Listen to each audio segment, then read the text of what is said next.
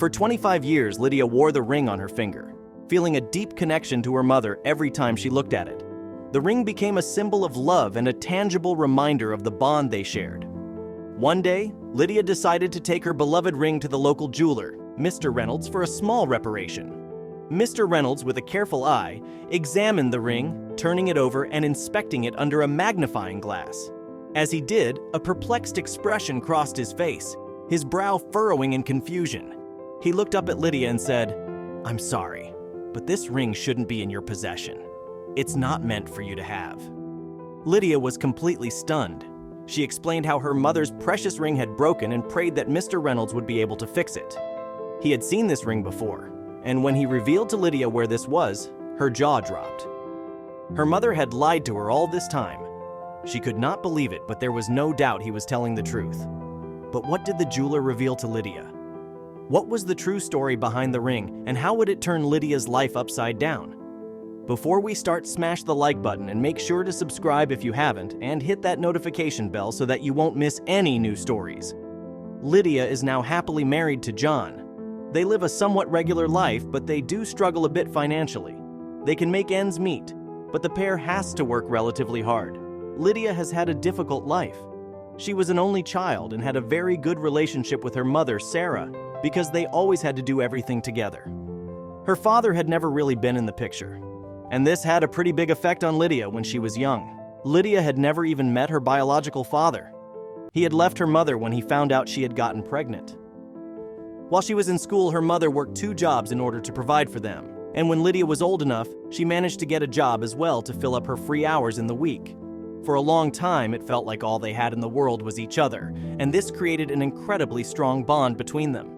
Sarah didn't feel the need to look for a new husband or boyfriend, not that she even had the time. Lydia, however, did find the time for a little bit of romance in her life.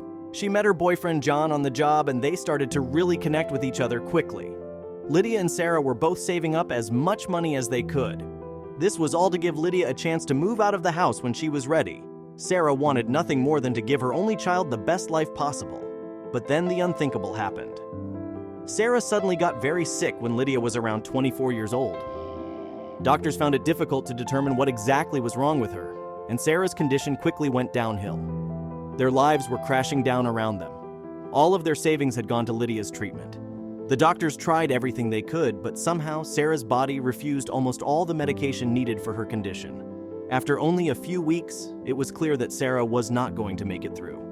Lydia had to say goodbye to her mother and best friend.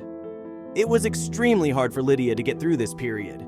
Sarah had not been in close contact with other family members as she felt they never tried to help when she was struggling. With so much weight on Lydia's shoulders, it was a miracle that she did not crack under the pressure. The main reason she managed to make it through was with a lot of help from her boyfriend, John. He had been there every step of the way, and it made them even closer than before. After the funeral, the next major thing that had to be taken care of was the inheritance. Sarah was not rich in the slightest bit, and before her passing, she had documented that everything she owned would be left to Lydia. And there was one thing Lydia did really want to find: her mother's ring. Sarah had worn it nearly every day, but finding it was turning out to be more of a burden than a blessing. Lydia looked everywhere. As long as the house was still packed with Sarah's belongings, finding the ring would be nearly impossible, so she decided to sell some things.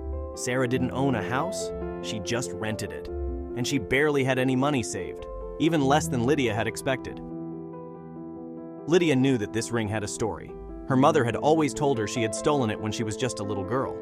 Apparently, when Sarah was only 12, she had a job cleaning houses for people. This made her a little bit of money that was needed to keep her household going. Most of the homeowners Sarah worked for were really nice to her, and thus she enjoyed spending time there while she made her money. But it seemed that one of the women employing her was always really nasty and mean to Sarah for no particular reason whatsoever.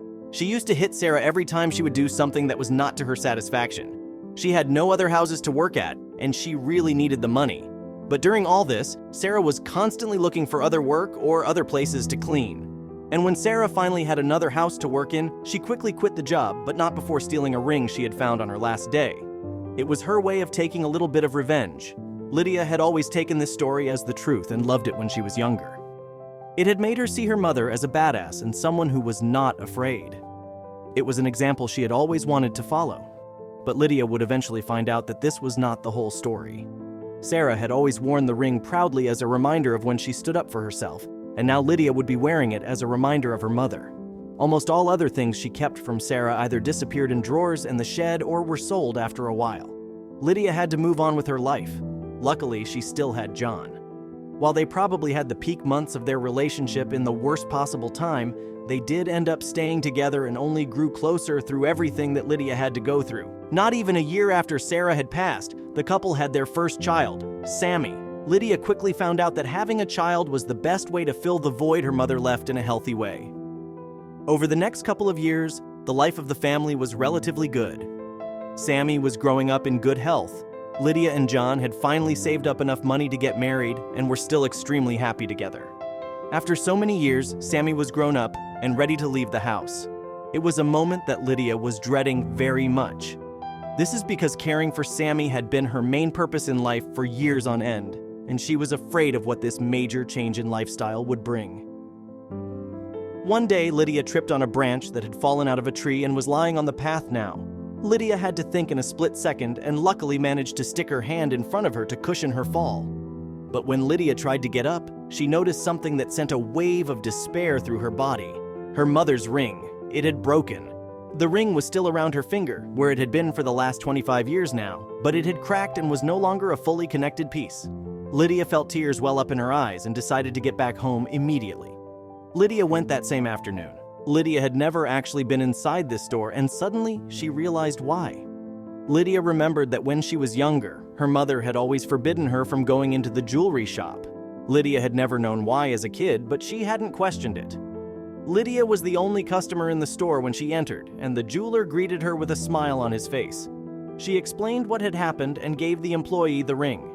Lydia told him how she had gotten it and how her mother had supposedly gotten it. But when she mentioned at what age her mother had stolen the ring from her employer, the jeweler stopped her and said that it was impossible for that story to be correct. Lydia's jaw dropped when he explained why. If the story was correct, it would mean that her mother had stolen the ring in 1952. But the techniques that were used to make this ring were only applied past 1968. This was the earliest that this ring could have been produced. Lydia was stunned by what she was being told. The jeweler went on and on about the ring, giving Lydia more details and arguments as to why it was impossible for that ring to be from anywhere near that time period. Then suddenly, while telling his story, the jewelry store employee had a realization and stopped talking. His eyes went wide, and he went to go look for something. He quickly went into the back and took out a small old book. It was a catalog of items they had in the store, but this was a catalog from the year 1968. He looked through a couple of pages and turned the book to Lydia. She could not believe what she was seeing on its pages. It was her mother's ring. But how? The jeweler proclaimed that this was how he knew the ring. Their store had produced this model, but far before his time. And when he was in the back, he also did some digging through the store's archives and made a bizarre discovery. This exact ring had been stolen from their store in 1969. He knew that it was this exact ring because the serial number matched up. He looked up at Lydia and said, "I'm sorry, but this ring shouldn't be in your possession." Lydia could not believe what she was hearing. Her mother had stolen the ring from the store, but why? And then the realization came to her. 1969 was the year when she was born. Her father had left her mother, and she had already been strapped for cash when he was in the picture. She must have started stealing out of desperation. Sarah must have done it for Lydia, but the store clerk had one more thing to say. It was the first positive message of the conversation. He would allow Lydia to keep the ring. The crime happened so long ago that the police wouldn't do anything about it if he tried. But even if they would, he had no intention of taking the ring away from her. He realized the sentimental value that it had to Lydia was way greater than any monetary value it would have to him. And luckily for Lydia, the jeweler was able to make that call because it was now his store.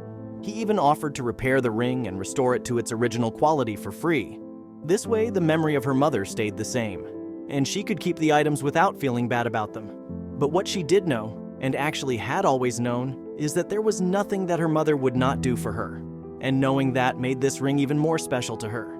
Lydia went on to live a peaceful rest of her life with John by her side. Their son eventually moved back to his hometown to care for his aging parents. The ring stayed with Lydia till the end of her life and was given to her son to propose to his future wife.